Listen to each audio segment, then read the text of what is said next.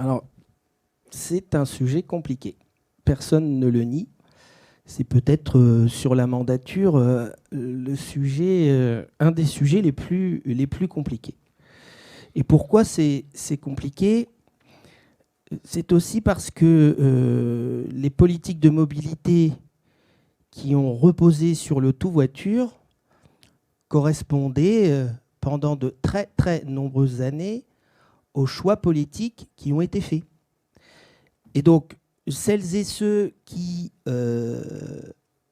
protestaient sur le fait que, je le dis parce que c'est le cas, il y a un clivage gauche-droite sur cette question. Quand la gauche, les écologistes défendaient la nécessité de développer les transports en commun, dans cette assemblée, je me souviens encore des propos de M. Chabert quand on a construit la ligne T3, qui hurlait parce qu'on allait faire disparaître la voiture individuelle en ville, on allait l'empêcher de se déplacer en ville. Bon, il n'en est rien. La voiture est un élément de mobilité objectif et réel. Mais je crois qu'on a aussi réuni les conditions pour qu'on en soit beaucoup trop dépendant. Alors, pas nécessairement dans les métropoles où on a pu développer des politiques de transport en commun, mais autour de la métropole, c'est une réalité.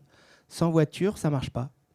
Puisque on a effectivement, par les politiques libérales de droite, macronistes, on a surtout oublié de développer les gares. On sait ce que le président Macron a fait de la SNCF.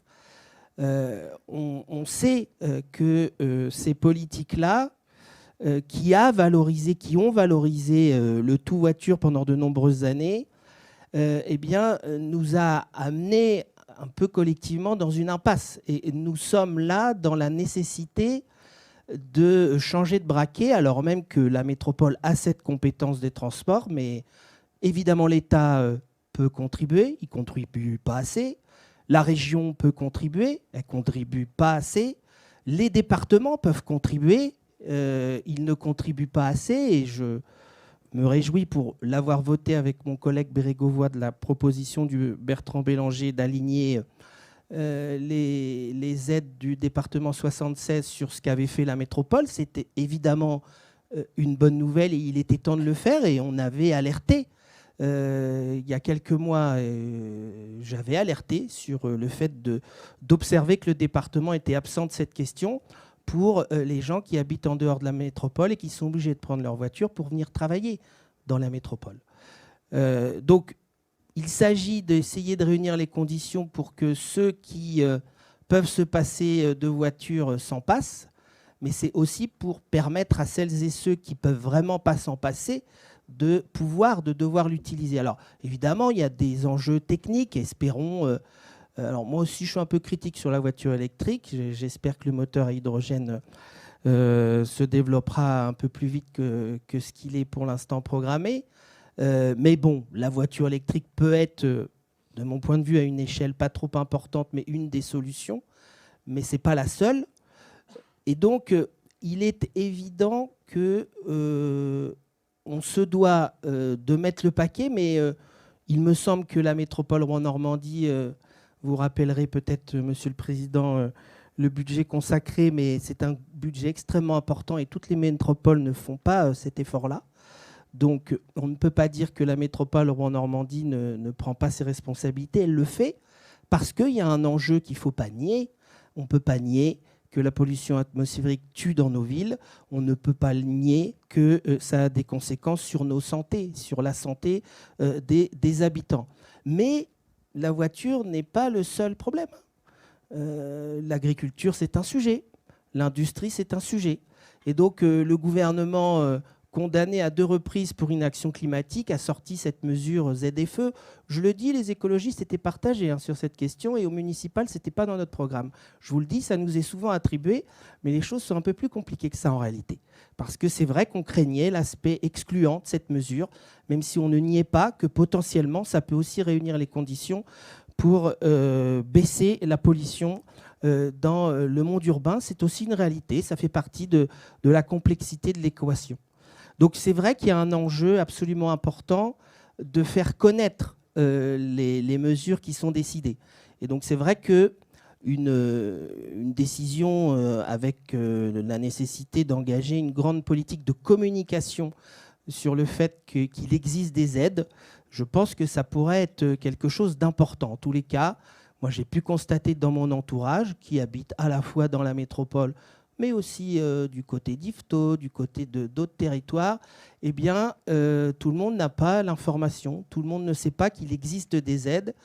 Et donc là, je pense qu'il faut mettre le paquet sur les budgets consacrés et sur les aides qui sont mises en place, qui cumulées, en tous les cas pour les revenus faibles, sont objectivement une des réponses possibles, même si effectivement, ouvrir des gares, développer les transports en commun en dehors de la métropole, et ça c'est la responsabilité aussi des élus, c'est aussi une piste qu'on a trop longtemps évacuée.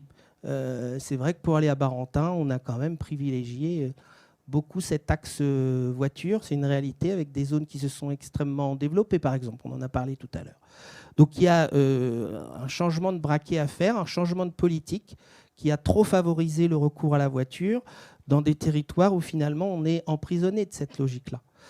Donc voilà, communiquer fortement sur les aides, ne pas nier la réalité, mais je pense que personne ne les nie. J'étais en partie en désaccord avec l'intervention de notre camarade macroniste élu maire à Desvilles. Mais la réalité, c'est que je suis allé aussi voir les vendeurs de voitures. Et effectivement, je suis allé chez Dacia hier. Je lui ai dit, si j'achète une voiture aujourd'hui, vous la livrez quand ?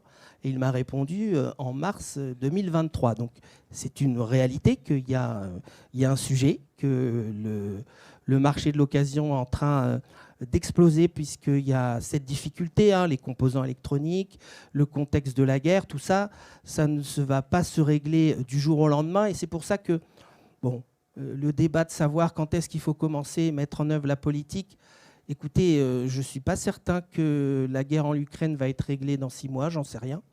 Je ne suis pas certain que la difficulté des composants électroniques sera réglée non plus du jour au lendemain. Donc, je pense que cette problématique-là, on va l'avoir sur de nombreuses années. Donc, reporter la mise en place me paraît tout à fait démagogique par des gens qui ont soutenu tout le temps les politiques contre les transports en commun et qui ont toujours développé la volonté du tout voiture. Donc ça va un peu 5 minutes quand même la démagogie, je voulais quand même le dire parce que quand même. Donc il faut bien commencer. Mais effectivement, on est quand même confronté à des vraies problématiques. Et dernier point, toujours le sujet sur la classe moyenne qui se sent souvent oubliée. Donc on verra, on fera le bilan, mais je pense effectivement que on va être confronté à des difficultés qu'on n'avait pas forcément prévues il y a 1 an concernant la mise en place de cette ZFE, qu'il faudra forcément ajuster. Et je conclus avec peut-être quand même que la nécessité en septembre, c'est certainement pas de verbaliser, parce que je pense que ça paraîtrait tout à fait prématuré. Voilà. Merci. Merci beaucoup.